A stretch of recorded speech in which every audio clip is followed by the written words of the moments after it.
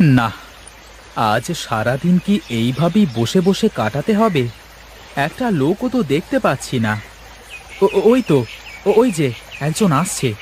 যাক, এবার বুঝি বউনি হবে। ও মাঝি, ওপারে যাবে? হ্যাঁ হ্যাঁ, ও ওপারেই তো যাব। আসেন আসেন তটে। তা মাঝি, তোমার নায়ে ওপারে পার হতে ক আনা দেওয়া লাগবে বলো দেখি আগে। কি যে বলেন বাবু, আমার নায়ে উঠতে এসব আবার কি শোনা লাগে নাকি? আসলে আমি এ গায়ে নতুন তো, তাই একবার শুনে নেওয়া ভালো। আচ্ছা, এপার থেকে ওপারে যেতে 2 আনা দিলেই হবে গো বাবু। আসুন, নাই উঠে আসুন। চুপটি করে বসেন বাবু, আমি ওপারে নিয়ে যাচ্ছি। তা মাঝি, এই স্রোতে তোমার নৌকা বইতে ভয় করে না? কি যে বলেন বাবু, সেই জন্ম থেকেই এই নদীর বুকে ভেসে বেড়াচ্ছি। এ যে আমার বড়ই চেনা। বাহ বাহ, তা তোমার নামটা কি মাঝি? আগে বাবু, আমার নাম মহেশ। আমার বাবা ছিলেন এই ঘাটের বড় পাটনি। তিনি অক্কা পাওয়ার পরই আমি এই গ্রামে একমাত্র মাঝি। ও আচ্ছা, তার মানে এখন থেকে তো প্রতিদিনই তাহলে তোমার সাথে দেখা হবে মাঝি। ঠিক আছে বাবু, আপনি কোনো চিন্তা করবেন না। এই মহেশ মাঝি দিন রাত এই ঘাটেই থাকে। বাবু, তীরে চলে এসেছি, এবার নামুন।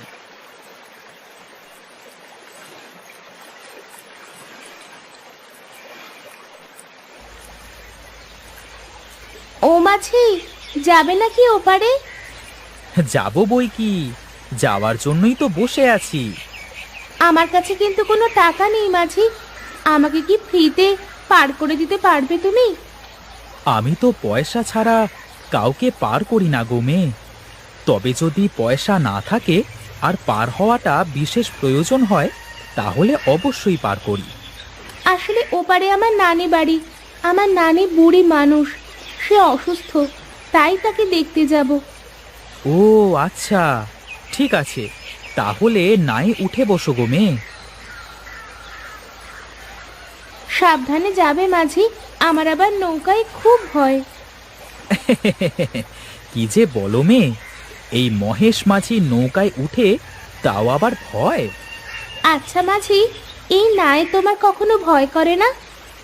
না গো মেয়ে, এই নদীর পানি, স্রোত আর আমার গানের সুর যে এক সুরে বয়ে চলে গো মেয়ে।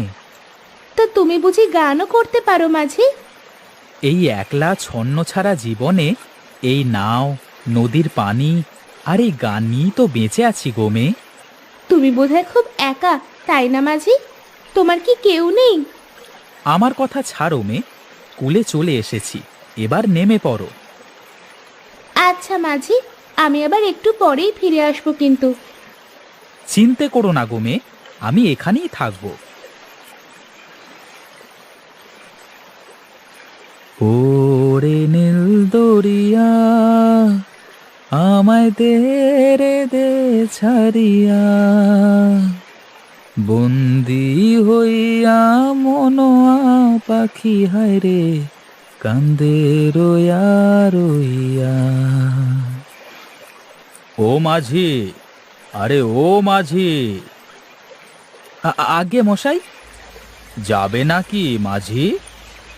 কোথায় যাবে বাউল? আপাতত ওই পারে নিয়ে গেলি হবে গো মাঝি। তা বেশ, উঠে পড়েন আমার নাই। ডাক দিয়েছ দয়াল আমারে, আর বেশি দিন রইব না কো তোদের মাঝারে, তোদের মাঝারে। আরে ডাক দিয়েছেন দয়াল মোরে। আচ্ছা বাউল, এই যে এত কঠিন কঠিন কথা বলো, এইসব কোথায় পাও গো? এসব বুঝবার জন্য যে সাধক হওয়া লাগে হে মাঝি। সেটা আবার কেমন করে সাধু? মানব প্রেমে যে মেতেছে, খোদার দেখা সে পেয়েছে হে মাঝি। তা বাউল, তোমার ঠিকানা কোথায়? কোথায় থাকো তুমি? আমার যেখানে রাত সেখানেই কাত মাঝি। এই ফকির বাউলের আবার দিন রাত। তাও মিছে বলনি বাউল। আমি যেমন আমার এই নাওয়েতেই ঝড় বৃষ্টি রোদ সব পার করে দিতে পারি। এই তো এই পারে চলে এসেছি মাঝি। আমি এখন চলি তাহলে। এই নাও তোমার পয়সা। আমি তো তোমার থেকে পয়সা নিতে পারবো না হে বাউল। তা কি করে হয় মাঝি? তুমি যে আমাকে পার করলে এটা তো তোমার পাওনা মাঝি। অন্যদিন না হয় দিও বাউল, আজ না। মানুষ ভজলে সোনার মানুষ পাবি। হায় রে, মানুষ ভজলে সোনার মানুষ পাবি।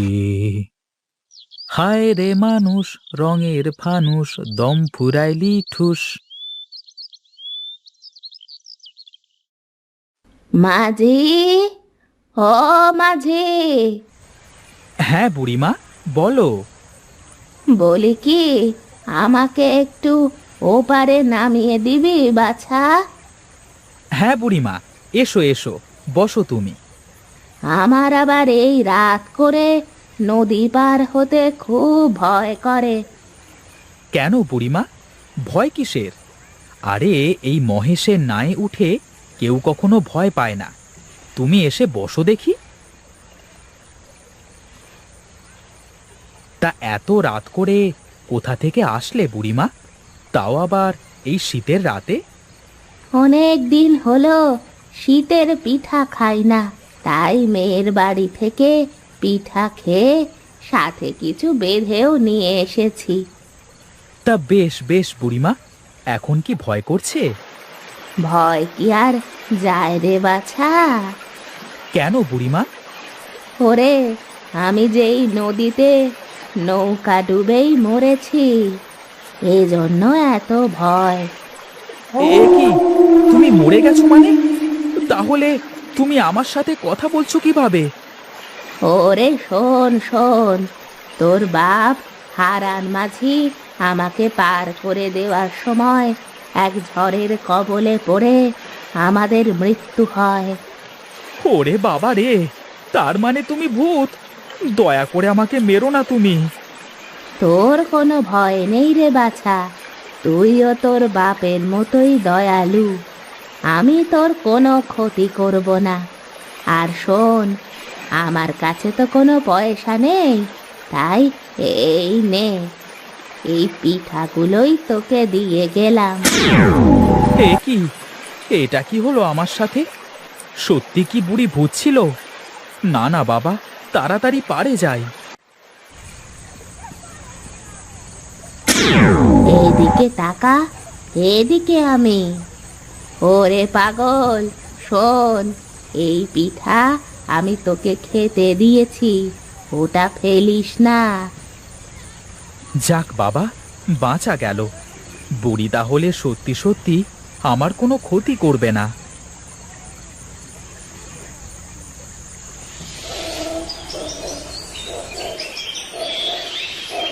আজ এত বেলা হয়ে গেল, কিন্তু কাউকেই তো আসতে দেখছি না। আজ কি তাহলে কেউ পার হবে না? ওই তো, মনে হচ্ছে কেউ একজন আসছে। কি মাঝি, যাবে নাকি ওই পারে? হ্যাঁ বাউল, এসো এসো।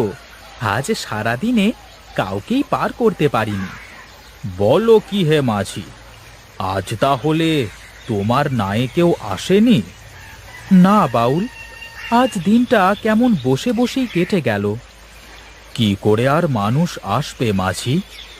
তার মানে তুমি কি বলতে চাও বাউল? আগে তোমার নায়ে তো ওঠাও, তারপর তোমাকে সব বলছি। হ্যাঁ হ্যাঁ, উঠে এসো বাউল।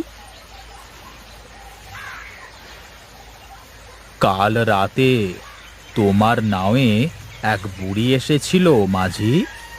এ তো আজব কাহিনী, তুমি কি করে জানলে বাউল?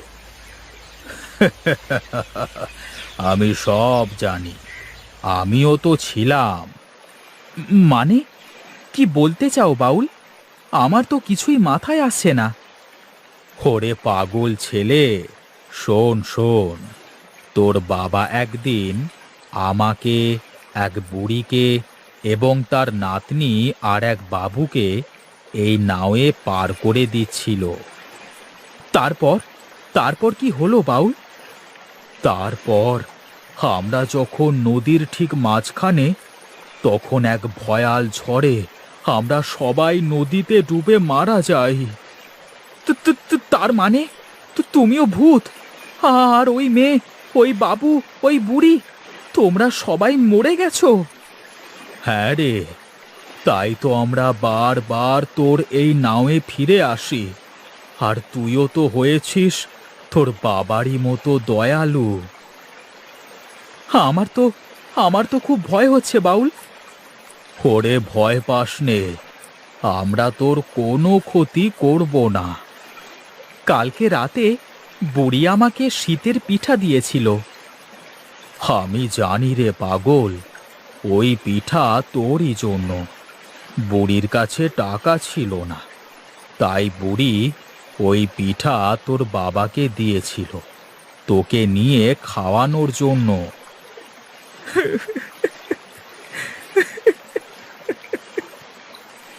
ওরে পাগল ছেলে, কাঁদিস নে, তোর যে কান্না করা মানায় না। আমার আমার বাবার কথা খুব মনে পড়ে বাউল। ওরে শোন শোন, তুই খুব ভালো ছেলে, তোর কোনো ক্ষতি হবে না। শোন, একটা কথা মনে রাখবি, বড় উপকারী মানুষের কখনো ক্ষতি হতে পারে না। ভালো থাকিস তুই, আমি চললাম। ও আমার মালিক, তুমি সব ভালো জানো, আমাকে তুমি রক্ষা করো মালিক, আমাকে তুমি রক্ষা করো।